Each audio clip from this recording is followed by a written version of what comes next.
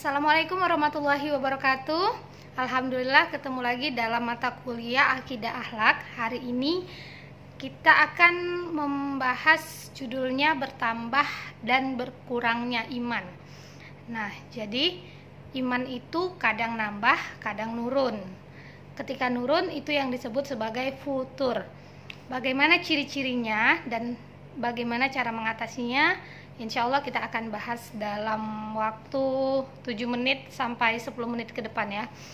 Oke, yang pertama, karena kita mengetahui bahwa iman itu yang pertama rukunnya adalah iman kepada Allah. Ketika kita sudah percaya pada Allah, maka kita pun akan melakukan apapun yang dapat membuat kita semakin dekat sama Allah dan membuat Allah semakin sayang sama kita.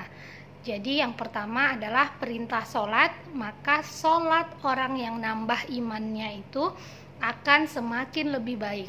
Yang tadinya standar, misalnya ketika di situ azan, di situ dia mengambil wudhu, itu standar ya.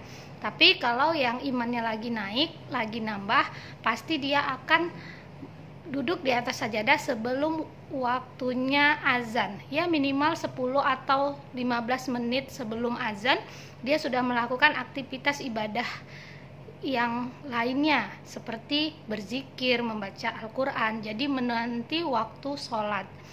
Kemudian apalagi yang berkaitan dengan sholat, yaitu sholat sunnahnya nambah. Yang tadinya sholat tahajud cuma 2 rakaat plus witir 1 rakaat jadi 11 rakaat misalnya. Karena semakin nikmat rasanya sholat tahajud, maka akan semakin pengennya lebih banyak ya. Itu witirnya yang tadinya 1 jadi 3. Dan kemudian sebelum sholat tahajud mungkin dia akan melaksanakan sholat yang lainnya, sholat pengantar lainnya seperti sholat sunnah syukur wudhu, sholat sunnah taubat, terus sholat sunnah hajat, sholat sunnah istikharah, kemudian baru sholat tahajud ditutup oleh witir, dan tidak tidur lagi sampai subuh dan tidak bergerak di atas sajadah sampai waktunya Isra pukul 6. Nah, setelah itu baru aktivitas yang lainnya. Jika kalian bisa istiqomah untuk melakukan menyambut pagi tadi dari mulai 4:30 mandi sampai jam 6, sediakan waktu berapa jam tuh untuk Allah, 4:30, 4:30, 5, 5:30, 2 jam setengah ya. Maka itu luar biasa, berarti kalian sudah benar-benar bertambah imannya, karena nggak semua orang mampu ya. Jangankan sholat tahajud, sholat subuh pun sampai diingatkan Allah as-sholatu khairum minan naum, masih banyak yang molor. Jadi mata yang paling jelek itu mata yang dia masih tertidur dalam keadaan sholat subuh. Maka ketika kalian nambah imannya, pasti kalian tidak akan meninggalkan sholat sunnah sebelum subuh, karena dia adalah orang paling kaya ya, memiliki dunia dan seisinya.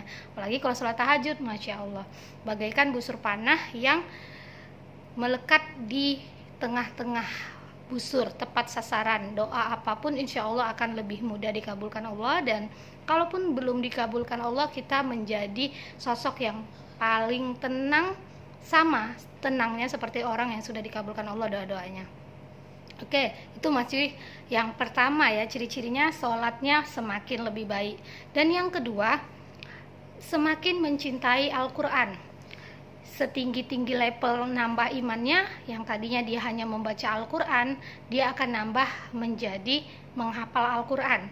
Maka orang yang berinteraksi pada Al-Quran, ketika dia menjadi hafiz atau hafizah, itu akan dapat penghargaan ya di akhirat, orang tuanya mendapatkan mahkota. Sedangkan kita kalau misalnya sibuk, belum mampu saat ini untuk menghafal Al-Quran, ya minimal sediakan waktu untuk membaca Al-Quran. Karena 1 huruf adalah 10 kebaikan. Jadi ketika 3 huruf ya, alif, lam, mim, itu tidak dihitung oleh 3 kebaikan, tetapi dihitung oleh 30 kebaikan.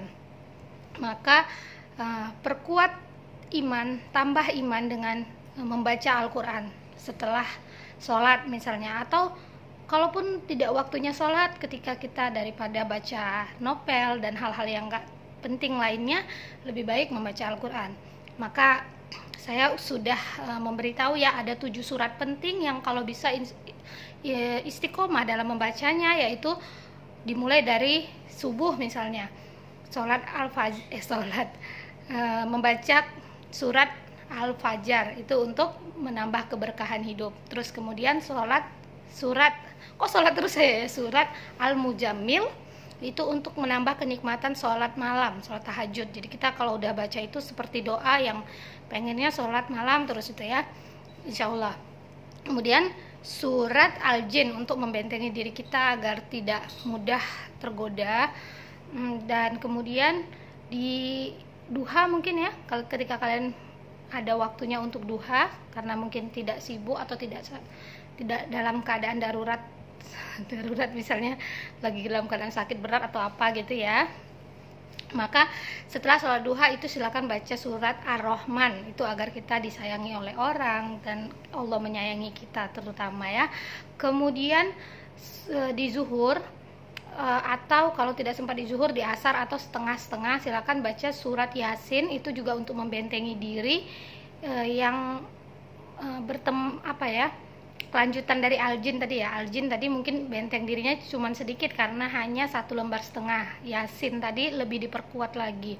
Kemudian di maghrib bisa baca surat Al-Waqiah untuk menambah rezeki, dan di Isya bisa membaca Al-Muluk yaitu untuk menambah keajaiban. Nah, itu suplemen harian, 7 surat dalam sehari. Suplemen untuk nambah iman kita. Sedangkan untuk yang ibadah mingguan boleh, atau bulanan kalau nggak sanggup mingguan, atau 2 mingguan, 3 mingguan, serah. Baca surat Al-Baqarah harus tuntas 3 hari. Jadi ada 50 lembar, itu 15 lembar dalam sehari. Dan di hari ketiga maksudnya ya, itu bisa 20 lembar untuk lebih lengkapnya. Alhamdulillah mahasiswa saya sudah praktek ini ya, di 7 surat ini yang di jurusan ilmu komunikasi semester A1A B C D, dan untuk Al-Baqarahnya juga Masya Allah mereka tuntas 3 hari ya.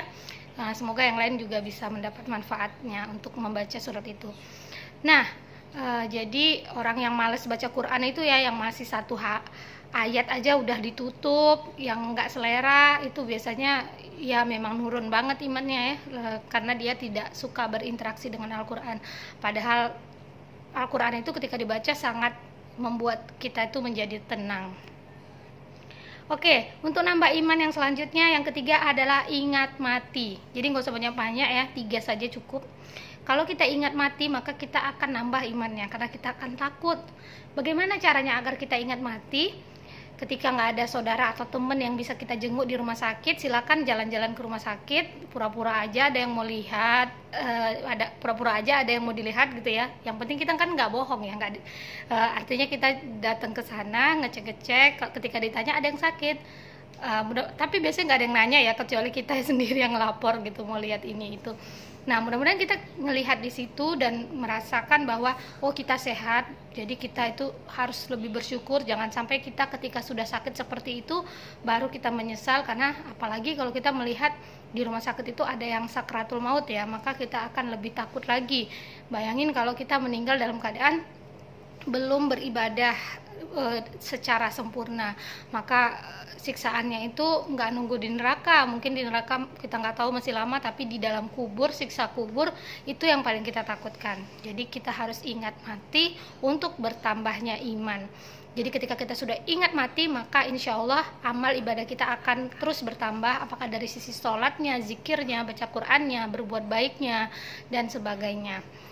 Oke, itu dia untuk bertambahnya iman, cukup 3. Dan ciri-ciri berkurangnya iman yang pertama adalah sering menunda kebaikan.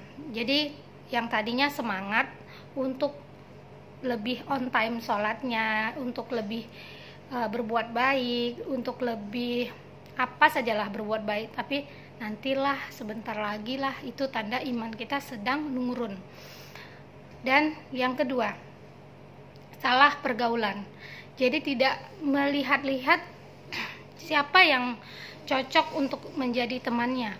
Dia akan bergaul pada siapapun yang mendukung visinya dia. Padahal kalau misalnya kita berteman dengan orang yang soleh dan soleha, pasti belum tentu sesuai dengan keinginan kita, karena dia akan mengarahkan kepada hal yang baik. Untuk itu maka perlulah kita untuk menyeleksi teman, karena ketika kita berteman dengan orang yang soleh dan soleha, jangankan kita minta nasihatnya, melihat wajahnya saja pun kita sudah segan gitu. Kenapa kita tidak mampu seperti dia? Dan tentunya apalagi kita mendapat nasihatnya akan jauh berbeda dengan orang yang tidak baik. Orang yang soleha tadi pasti dia akan mengarahkan kita untuk sabar, terus tawakal. Sedangkan orang yang tidak baik biasanya kamu harus balas dan sebagainya. Jadi banyak orang-orang yang benar-benar menyesal nantinya di akhirat karena salah memilih teman. Jadi orang yang lagi menurun imannya, pasti dia tidak akan mempertimbangkan siapa temannya, yang penting yang mendukung dia, meskipun mendukung dalam hal yang tidak baik. Oke, itu ya. Terus kemudian selanjutnya yang ketiga adalah mengawali pagi hari dengan dosa. Seperti kita ketahui tadi ya, ketika kita itu bertambah imannya, pasti kita dari mulai 3:30 sampai jam 6 mengawali pagi itu dengan ibadah. Sedangkan orang yang lagi nurun imannya, nah, dia akan mengawali pagi hari dengan tidur. Jadi seperti mayat di pagi hari ya. Sedangkan kita sebaiknya itu jangan sedikit-sedikit tidur, tapi sedikit tidur kalau malam hari ya. Nah, jadi bahkan ya, jangan sampai ada terjadi seperti kasus nauzubillahiminzalik ya, ketika dia memang sholatnya 5 waktu, terus dia juga puasa, melakukan aktivitas apapun, tapi ternyata ada satu kebiasaan dia yang dia lakukan di pagi hari, yang dia menyambut pagi dengan dosa. Allah benar-benar sangat marah padanya, sehingga Allah menunjukkan kekurangannya itu kepada orang-orang terdekatnya dan hampir kepada semua orang ya, karena pastinya apa yang kita alamin itu lama-kelamaan akan diketahui oleh orang lain. Jadi ada perbuatan rutinnya yang sangat dibenci Allah, tetapi dilakukan pula di pagi hari sebelum sholat pula misalnya. Jadi misalnya nih anak-anak muda nih, banyak nih yang melakukannya ya, dia gunakan ponsel itu bukan untuk hal yang kebaikan, tetapi untuk melihat yang seksi. Terus akhirnya melihat yang seksi itu di pagi hari pula gitu, yang sebelum dia sholat dia udah buat dosa dengan melihat yang seksi. Dan kasus ini terjadi dari ini ya, terjadi pada seorang ayah yang itu aktivitas harian dia setiap pagi melihat yang seksi. Akhirnya apa? Akhirnya Allah sangat marah sama dia, dan dia akhirnya menikah dengan istrinya orang lain. Yang Masya Allah, mungkin dia pengen praktek, pengen tahu gitu ya, bahwa istri orang lain itu secantik yang dia lihat itu di ponsel itu, yang seksi itu gitu. Akhirnya dia selingkuh dengan istri orang dan akhirnya menikah dengan istri orang.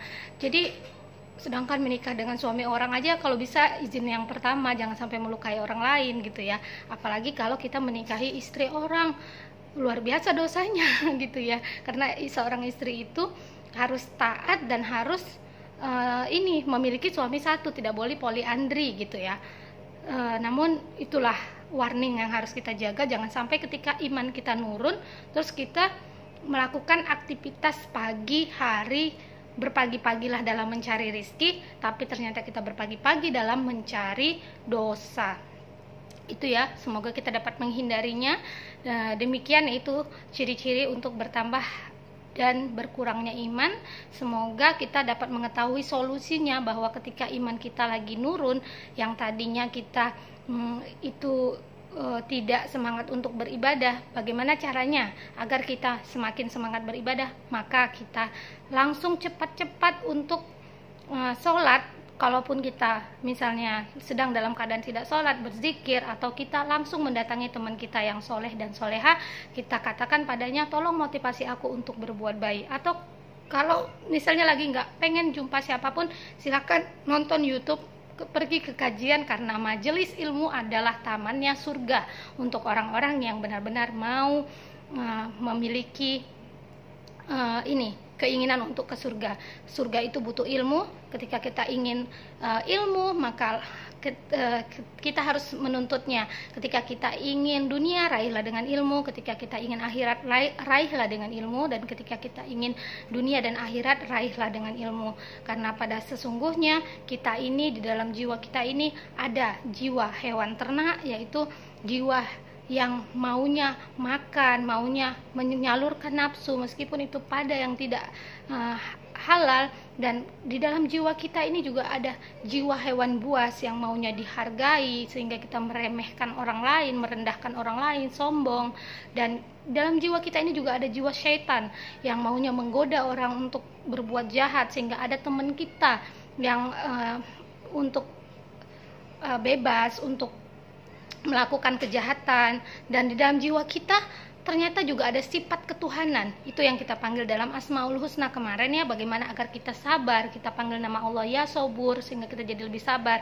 Bagaimana agar kita bisa sami'na wa ato'na, kita panggil dengan Asmaul Husna ya Jabbar, seperti itu ya.